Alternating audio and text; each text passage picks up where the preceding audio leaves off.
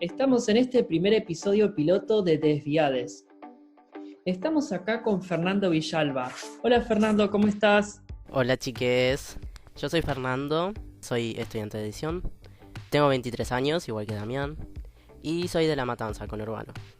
Ahora vos, Dam. Yo soy Damián Schmidt, profe de historia. Y bueno, también amigo de Fer, ¿no? Amigos y chusmas somos. Sí, las dos cosas.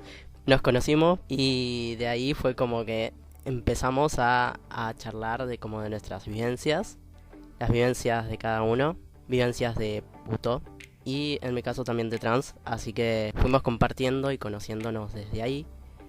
Iniciamos un camino en el cual empezamos a ver series, a leer libros, a escuchar podcasts.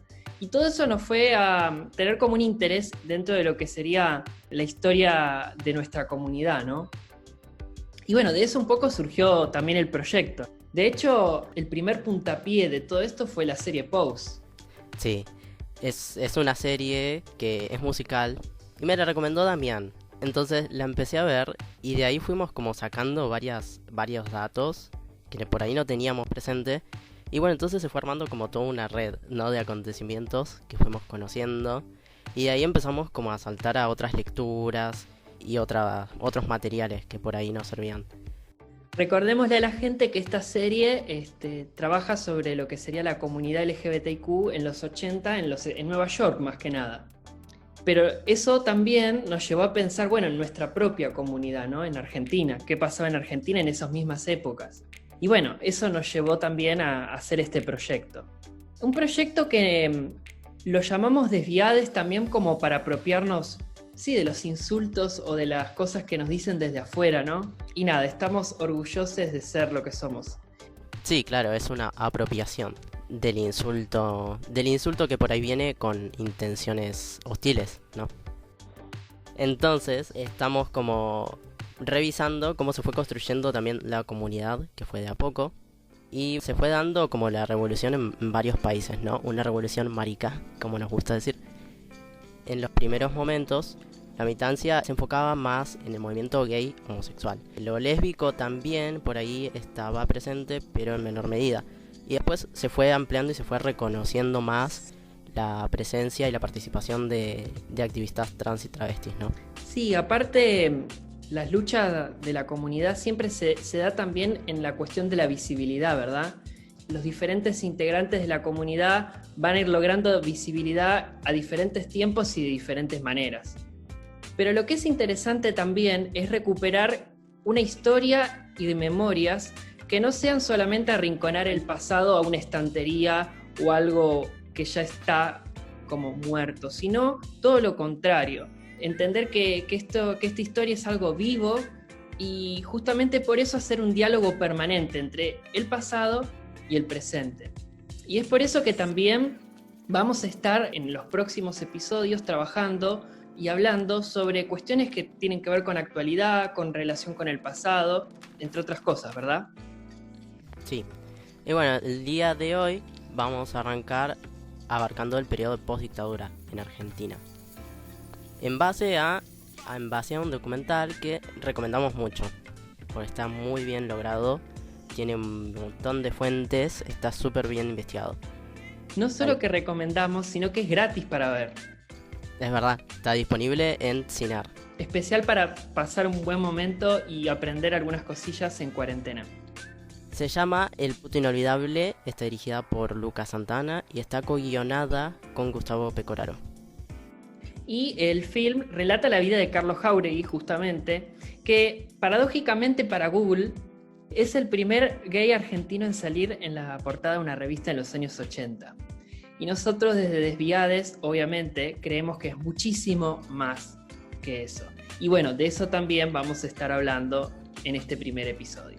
Claro, porque es a partir de la figura de Carlos, que fue militante histórico. Ahora vamos a ver bien su vida. Y el documental muestra, ¿no?, la palabra de muchos participantes, de muchos activistas, que en ese momento, estamos hablando de la década de los 80, casi 90, que participaron en las diferentes luchas, ¿no? Las primeras que se fueron dando de manera organizada acá. El Sí. film abarca las dos décadas, 80 y 90. Claro, es a partir de la militancia que encabeza Carlos y otros militantes que van a llevar la cuestión a una visibilidad que antes no se había logrado. Lo cual no significa que antes no hubieran existido organizaciones de la comunidad que también lucharan por derechos. De hecho, existieron durante la década del 60 y el 70, como por ejemplo era la organización Nuestro Mundo, que fue la primera que existió durante la década del 60, y después el Frente de Liberación Homosexual, FLH, durante la década del 70.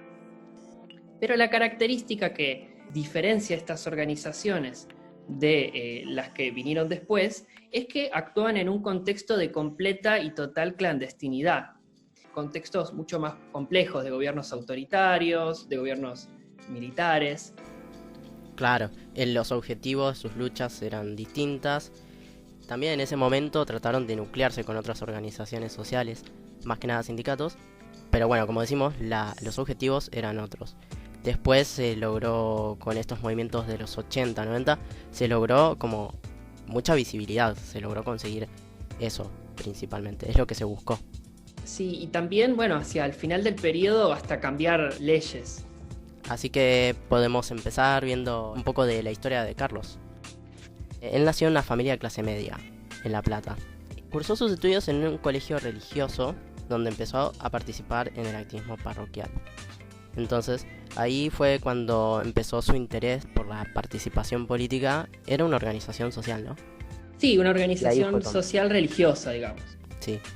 Bueno, eso también nos lleva como a reflexionar un poco acerca de cómo es afirmarse marica en ese contexto religioso.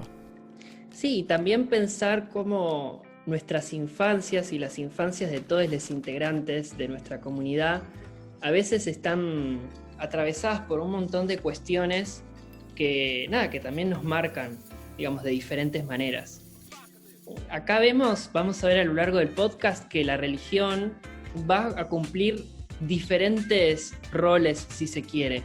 Porque por un lado vamos a tener personajes como el cardenal Quarrachino, que va a emitir opiniones completamente homofóbicas, transfóbicas, pero también vamos a tener integrantes de otras iglesias cristianas que van a militar a favor de la comunidad y que van a formar parte de esa misma comunidad. Así que obviamente que esta es una idea y un interrogante que da para pensar y que también queremos que ustedes, nuestros oyentes, nos cuenten qué piensan al respecto, ¿no? Porque bueno, es un debate que obviamente no está cerrado. Sí, claro.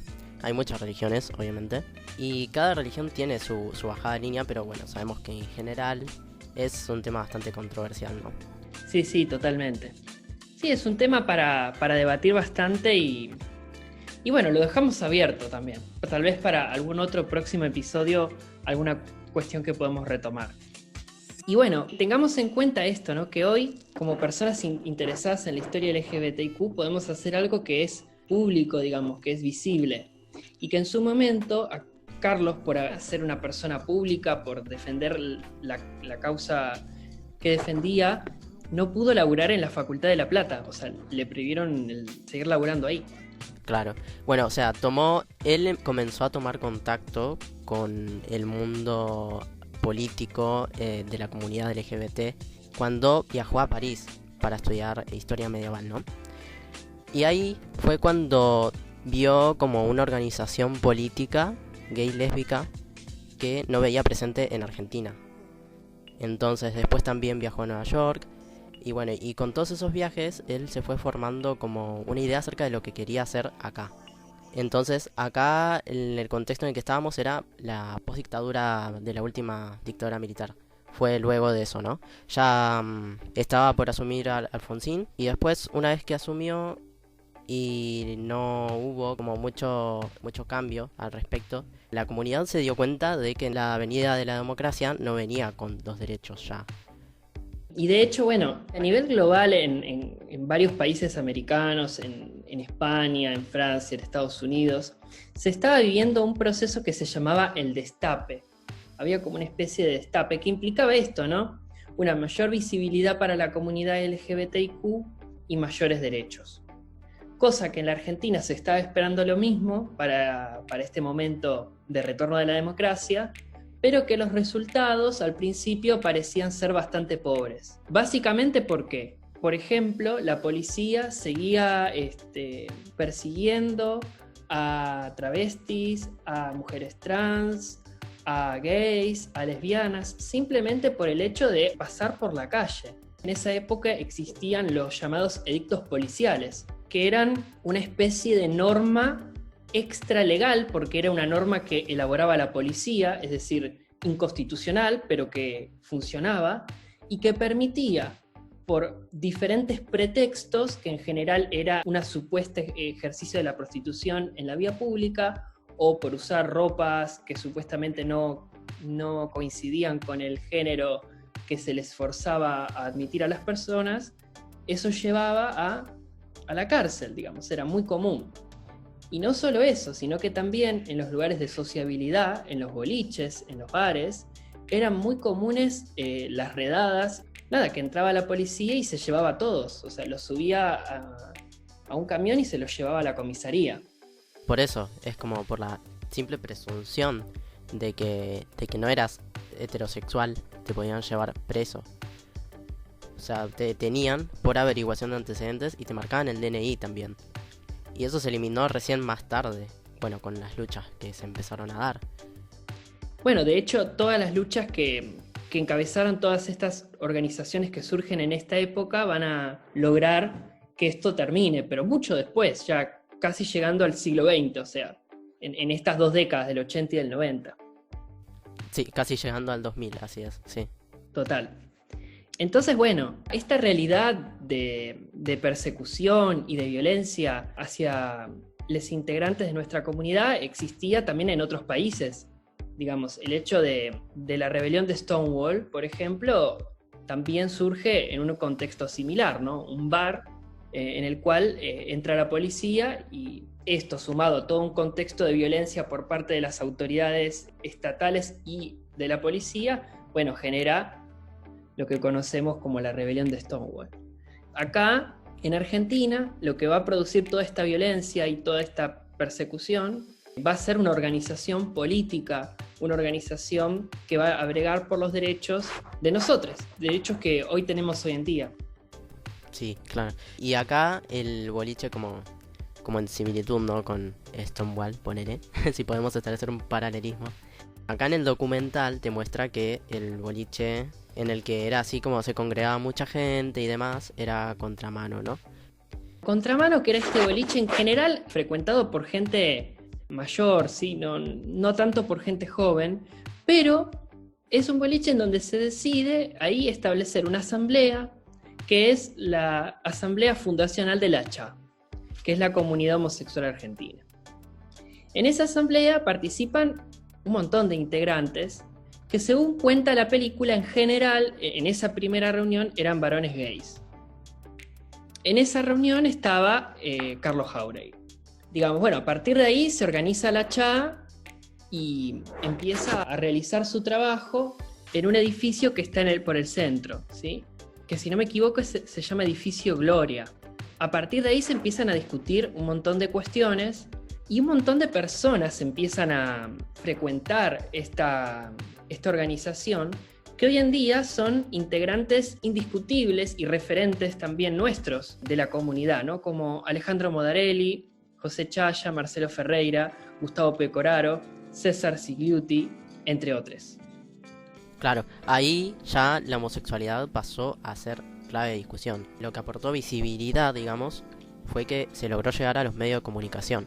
Por ejemplo, se apareció en las portadas de las revistas. Más tarde empezaron a haber apariciones en la televisión, como en el programa de Mirta Legrand.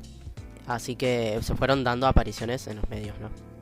Y ahí tenemos por lo menos 2 momentos súper interesantes en la aparición de medios de comunicación.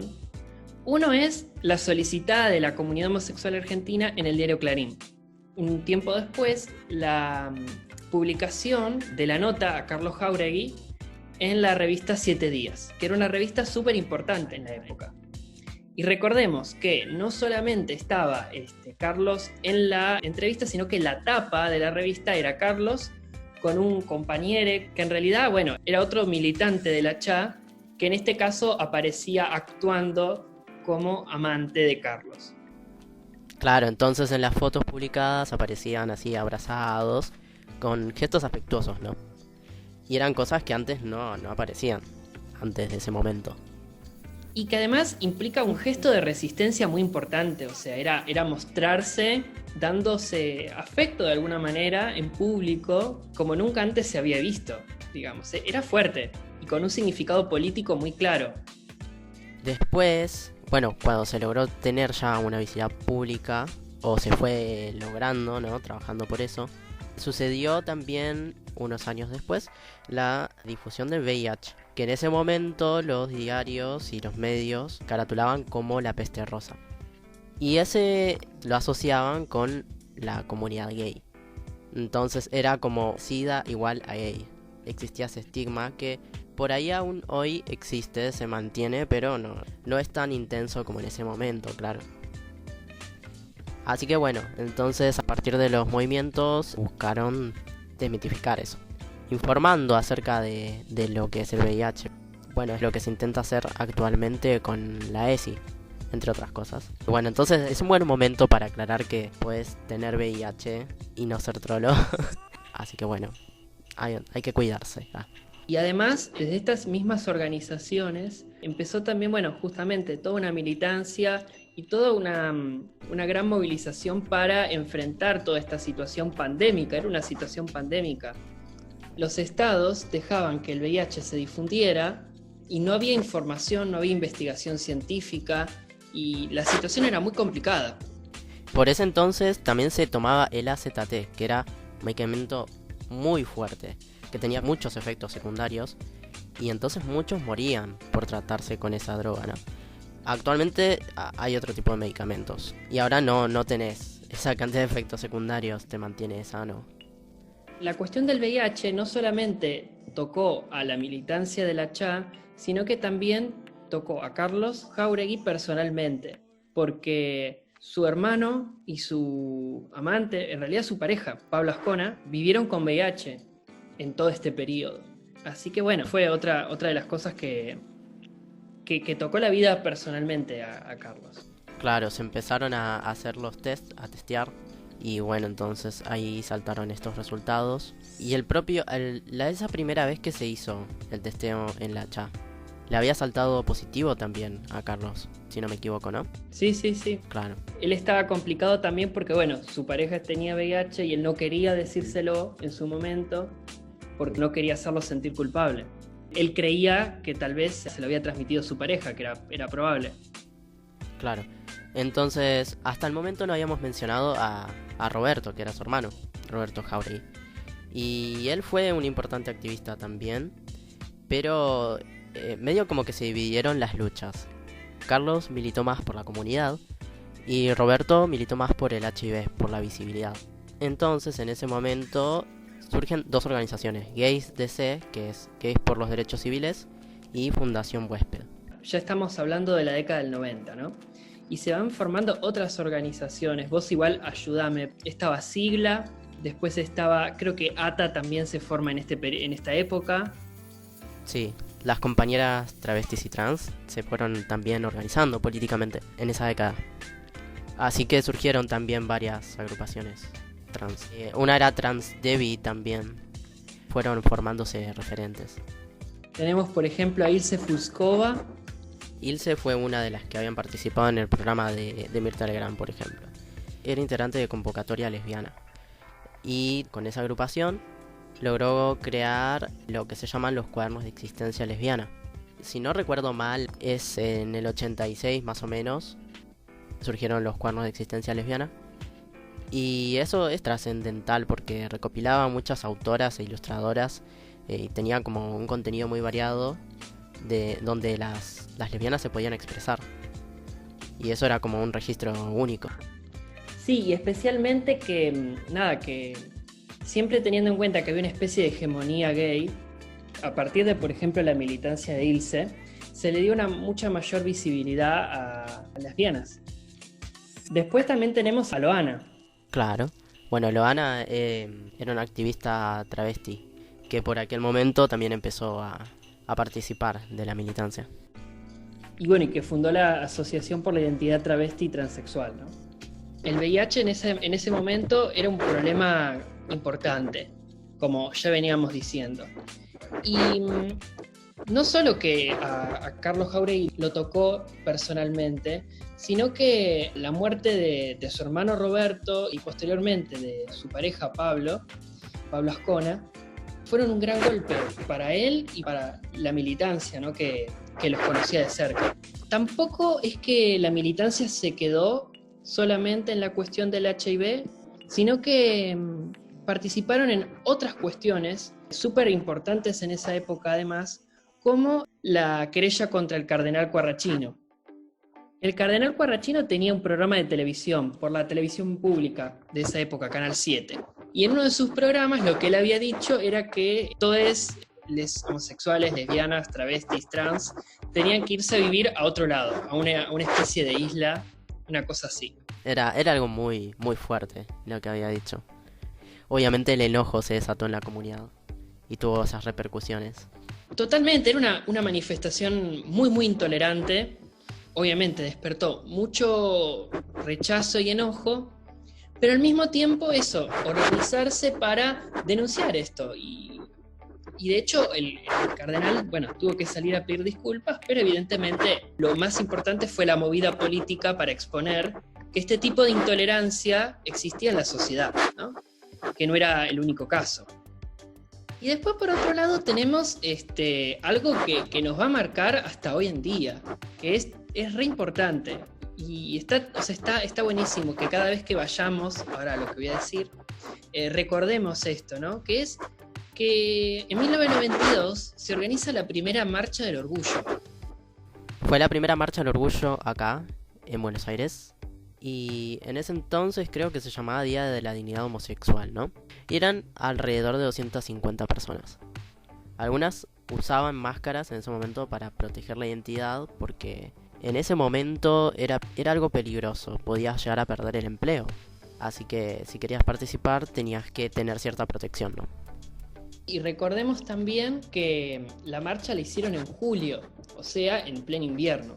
Entonces era muy, muy, muy diferente el contexto a la actualidad, porque bueno, hoy se vive como una especie de celebración al mismo tiempo de que también hay reclamos, pero en ese momento era mucho más difícil participar por el frío, por la presencia de las fuerzas policiales que podían reprimir, porque eran marchas más pequeñas, porque todo esto recién estaba empezando. Pero sentaron un precedente tan importante, ¿no? Ese día también había habido una marcha de profesores, si mal no recuerdo. Entonces la prensa estaba ahí cubriendo. Pero en cuanto aparecieron ellos, empezaron también a enfocarles con las cámaras. Y entonces también así logró visibilidad. Y bueno, quienes participaron fueron, entre otras organizaciones, fueron varias. Y seguramente también había gente que iba por su cuenta. Pero por ejemplo estaba Gays por los Derechos Civiles, Transdevi, Sigla, Convocatoria Lesbiana y la Iglesia de la Comunidad Metropolitana. Bien, una iglesia que apoyaba y que apoya actualmente, por lo que tengo entendido sigue existiendo, los derechos de las personas LGBTIQ, ¿no? Ahí vemos lo que es la complejidad de la religión, ¿no? También. Sí, claro. Ya sabemos que actualmente aún hay cierta actitud por una gran parte, ¿no? de la religión o de la Iglesia Católica o cualquier otra religión, ¿no? También dentro hay gays católicos, hay lesbianas cristianas, así que hay de todo. Y bueno, esto también hacer un poco hincapié en algo que habías dicho, que es que quienes marcharon en ese momento y en los años que siguieron, marchaban con máscaras algunos, porque como decías, la visibilidad todavía no se había conseguido y se fue logrando cada vez más a través de los años. Sí, con las diferentes luchas que se dieron, porque era un esfuerzo continuo que no tenía un impacto de un día para otro, no era inmediato. Y sí tenía muchas consecuencias negativas. Te exponía en el entorno laboral, en la familia. Hoy en día, por ejemplo, a pesar de que tenemos un marco legal en Argentina que de cierta manera nos da derechos y nos protege ante cierta discriminación, digo, los crímenes de odio contra la comunidad LGBTIQ siguen existiendo, la discriminación sigue existiendo, las realidades que hay en el país son muy diversas, no es lo mismo la Ciudad de Buenos Aires que las diferentes provincias. Y digo, por eso también está bueno esto, ¿no? Crear lugares o espacios en donde podamos debatir, en donde podamos saber de dónde venimos y un poco también debatir hacia dónde vamos. En 1996 estaba el contexto de la sanción de la Constitución de la Ciudad de Buenos Aires, ¿no? Porque la Ciudad de Buenos Aires pasa a ser autónoma en ese momento. La lucha de estas organizaciones estaba llegando a la posibilidad de obtener un derecho reconocido constitucionalmente, que es una de las mejores cosas que uno puede tener a nivel legal, porque recordemos que las constituciones son las leyes de máxima jerarquía, ¿no? Entonces después las otras leyes se adaptan a esa jerarquía constitucional. Entonces la cuestión de presentar esta cláusula era que no se discriminara ni por razones de género ni por razones de orientación sexual. Parecía ser la posibilidad de obtener un gran triunfo para nuestra comunidad. Pero al mismo tiempo, bueno, en este caso Carlos y su círculo estaban batallando fuertemente con la propia enfermedad de Carlos, que había avanzado y mucho. Y es un periodo fuertemente de lucha y bueno, y de despedida también de Carlos, y donde él va a dejar su legado. Si no recuerdo mal, su última aparición pública fue en una marcha del orgullo. Del orgullo de 1996, que de hecho él estaba viviendo en la casa de Marcelo Ferreira y César Sigliuti, que eran pareja en esa época. Y bueno, finalmente él nos abandona, pero no nos abandona porque el hecho de que estamos hablando de él acá, ahora, que su legado haya sido tan importante, de que haya películas que hablen de él, de que haya plazas que hablen de él, que haya una estación de subte que tengamos en la Ciudad de Buenos Aires que tiene su nombre. Sí, dejó un montón de luchas completadas y por hacer. Lo que planteó él fue eso, como aprender a ver qué es lo que se puede mejorar socialmente y qué se puede lograr a través de leyes, a través de la lucha colectiva.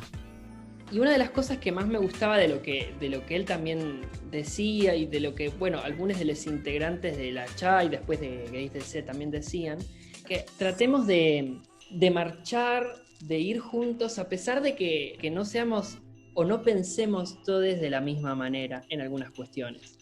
Porque eso también pasaba en esa época y sigue pasando ahora. La diversidad de opiniones, sí, claro.